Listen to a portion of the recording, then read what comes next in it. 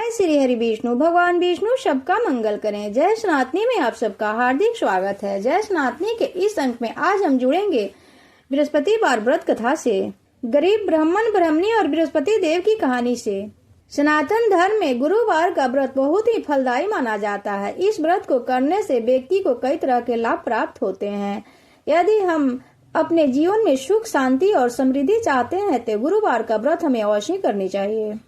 हिंदू धर्म में गुरुवार का दिन देव गुरु बृहस्पति को समर्पित है। इस दिन बृहस्पति देव की पूजा करने और व्रत रखने से मनुष्य को ज्ञान, बुद्धि, वैभव की प्राप्ति होती है। साथ ही घर परिवार में सुख, शांति और समृद्धि का वास होता है।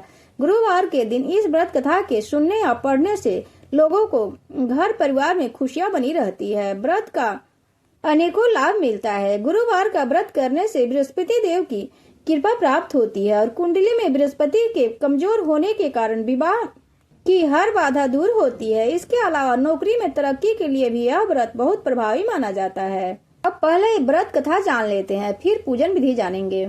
अगर आपने इस चैनल को अभी तक सब्सक्राइब नहीं किया है तो कृपया सब्सक्राइब कर लें तथा लाइक करके एक जय श्री राम का कमेंट अवश्य करें।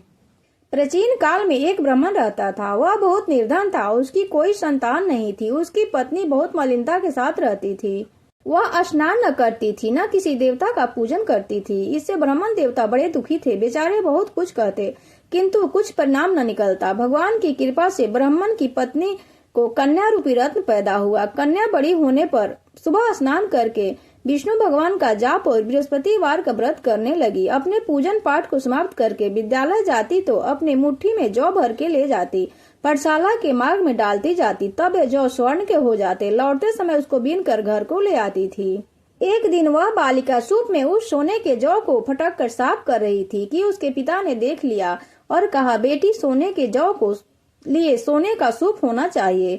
दूसरे दिन बृहस्पतिवार था। इस कन्या ने व्रत रखा और बृहस्पति देव से प्रार्थना करके कहा कि मैंने आपकी पूजा सच्चे मन से की हो तो मेरे लिए सोने का सूप दे दो। बृहस्पति देव उसकी प्रार्थना स्वीकार कर ली। रोजाना की तरह वह कन्या जौ फैलाती हुई जाने लगी। जब लौटकर जौ बीन रही थी तो बृहस्पति देव की कृपा से सोने का सूप मिला। उसे घर ले आई और उसमें जौ साफ करने लगी, परंतु उसकी माँ का वही हाल रहा।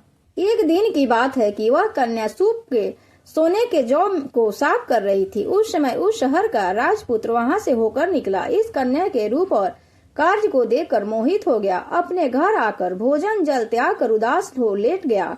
राजा को इस बात का पता चला तो अपने प्रधानमंत्री के साथ उसके पास गए और बोला, हे बेटा, तुम्हें किस बात का कष्ट है? किसी ने अपमान किया है अथवा कोई और कारण हो सो कहो, मैं वही कार्य करूंगा जिसे तुम्हें प्रसन्नता हो। अपने पिता की राजकुमार ने बातें सुनी तो वह बोला, मुझे आपकी कृपा से किसी बात का दुख नहीं है। किसी ने मेरा अपमान नहीं किया है, परंतु मैं उस लड़की के साथ विवाह करना चाहता हूँ जो सोने के सूप में जौ साफ कर रही थी। यह सुनकर राजा आश्चर्य में पड़ गया और बोला कि हे बेटा, इस तरह की कन्या का पता तुम ही लगवा, मैं उसके साथ तेरा विवाह अवश्य करवा दूंगा। राजकुमार ने उस लड़की के घर का पता बतलाया। तब मंत्री उस लड़की के घर गए और ब्राह्मण देवता को सभी हाल बतलाया। ब्राह्मण देवता राजकुमार के साथ अपनी कन्या का विवाह करने के लिए तैयार हो गए तथा विधि विधान के अनुसार ब्राह्मण की कन्या का विवाह राजकुमार के साथ हो गया। कन्या के घर से जाते ही पहले की भांति उस ब्राह्मण देवता के घर में गरीबी का निवास हो गया। अब भोजन के लिए भी अन्न बड़ी मुश्किल से मिलता था। एक दिन दुखी होकर ब्राह्मण देवता अपनी पुत्री के पास गए और बेटी ने पिता की दुखी अवस्था को देखा और अपनी माँ का हाल पूछा। तब ब्राह्मण देवता ने सभी हाल कहा। कन्या ने बहुत सा धन देकर अपने पिता को विदा किया। इस तरह ब्राह्मण का कुछ समय सुख पूर्वक व्यतीत हुआ। कुछ दिन बाद फिर वही हाल हो गया। फिर ब्राह्मण अपनी कन्या के यहाँ गया और सारा हाल कहा तो लड़की बोली कि आप माता जी को यहाँ लिवा लाओ, मैं उसे विधि बता दूंगी जिससे गरीबी दूर हो जाए। वह ब्राह्मण देवता अपनी स्त्री को साथ लेकर पहुँचे तो अपनी माँ को समझाने लगी, हे माँ, तुम प्रातः काल प्रथम स्नान आदि करके विष्णु भगवान का पूजन करो तो सब दरिद्रता दूर हो जाएगी। परंतु उसकी माँ ने एक भी बात नहीं मानी और प्रातः काल उठकर अपनी पुत्री के बच्चों को जूठन को खा लिया। इससे उसकी पुत्री को बहुत गुस्सा आया और एक रात को कोठरी के सभी सामान निकाल दिया और अपनी माँ को उसमें बंद कर दिया। प्रातः काल उसे निकाला तथा स्नान करा के पाठ करवाया तो उसकी माँ की बुद्धि ठीक हो गई। और फिर प्रत्येक बृहस्पतिवार को व्रत रखने लगी। इस व्रत के प्रभाव से उसके माँ बाप भी बहुत ही धनवान हुए और पुत्रवान हो गए और बृहस्पति देव के प्रभाव से इस लोक के सुख को भोग कर स्वर्ग को प्राप्त हुए। बृहस्पति देव ऐसे ही है जैसे जिसके मन में मनोकामनाएं होती हैं सभी को पूर्ण करते हैं। सब बोलो विष्णु भगवान की जय, बृहस्पति भगवान की जय। इस व्रत में कई नियमों को भी माना जाता है। कहा जाता है कि इस व्रत के दिन व्रत रखने से पहले व्रत का संकल्प लेना चाहिए। यह व्रत 11, 16 आदि की संख्या में रख सकते हैं। इस व्रत में खास तौर पर पीले रंग के कपड़े पहनने का विधान है। यही नहीं, भगवान को पीले रंग के पुष्प और फल मिष्टान अर्पित किए जाते हैं। इस व्रत में नमक का सेवन नहीं किया जाता है। इस व्रत में मिठाई खाया जाता है। इस व्रत में केले के पूजन का विधान है। किसी भी माह के शुक्ल पक्ष के गुरुवार से व्रत का आरंभ कर सकते हैं। विशेष कार्य के लिए 16 गुरुवार तक व्रत का पालन करना चाहिए। इसके बाद 17वें गुरुवार को व्रत का उद्यापन करना चाहिए। गुरुवार का व्रत 13, 9, 7, 5, 3 या 1 साल तक रख सकते हैं। इसके अलावा आजीवन भी गुरुवार का व्रत किया जा सकता है। गुरुवार का दिन गुरु यानी बृहस्पति ग्रह के अधीन है। मात्र गुरुवार का व्रत रखकर बृहस्पति को मजबूत कर सकते हैं। साथ ही भगवान विष्णु की कृपा भी पा सकते हैं। गुरुवार के दिन सूर्योदय से पहले उठकर स्नान करना चाहिए। इस दिन पीले रंग का बहुत महत्व है। पीले वस्त्र धारण करना चाहिए।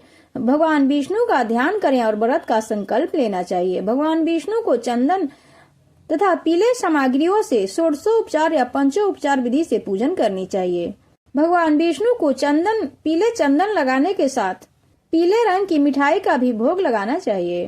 भगवान विष्णु को गुड़, चने की दाल का भी भोग लगाना अनिवार्य होता है। उसके बाद विष्णु के मंत्रों का जाप करना चाहिए। विष्णु सहस्त्र नाम का पाठ का जाप करना चाहिए या विष्णु चालीसा या बृहस्पति देव का ध्यान करनी चाहिए या गुरु मंत्र या बृहस्पति देव के मंत्रों का जाप करना चाहिए। भगवान विष्णु और बृहस्पति देव की आरती करें।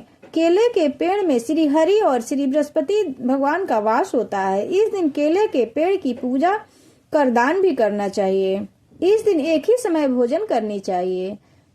भोजन में नमक नहीं लेनी चाहिए। गुरुवार का व्रत करने से शुभ कामों में कोई बाधा नहीं आती है। गुरुवार का व्रत रखने से शिक्षा के क्षेत्र में भी उन्नति होती है। विवाह में हो रही देरी गुरुवार के व्रत के कारण दूर हो जाती है। नौकरी में लाभ मिलता है और व्यापार में बेहतर होता है। अगर यह वीडियो पसंद आए तो चैनल को लाइक और एक कमेंट में जय श्री राम अवश्य लिखे तथा इस वीडियो को ज्यादा से ज्यादा शेयर करें। जय श्री राम, जय श्री हरि विष्णु। भगवान विष्णु सबका कल्याण करें।